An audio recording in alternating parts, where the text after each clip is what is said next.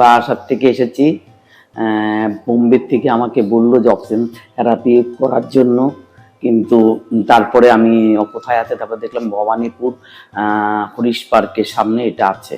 তারপরে আমার হাজবেন্ডকে নিয়ে আসলাম, ওনার ডিমেনশিয়া রোগ, উনি সব কিছু ভুলে যায়, ঠান্ডা জল, গরম জল, রাস্তা ভুলে যেত, বাড়ির রাস্তা ভুলে যেত।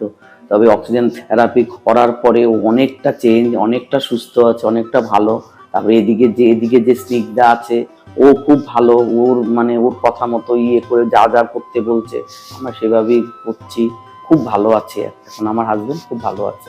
উনি আগে একা একা বাজার যেতে পারতো না, এখন অক্সিজেন থেরাপিটা দেওয়ার পরে উনি একা একা বাজারে যায়, রাস্তা চিনে বাজার করে, সবই করে এখন উনি।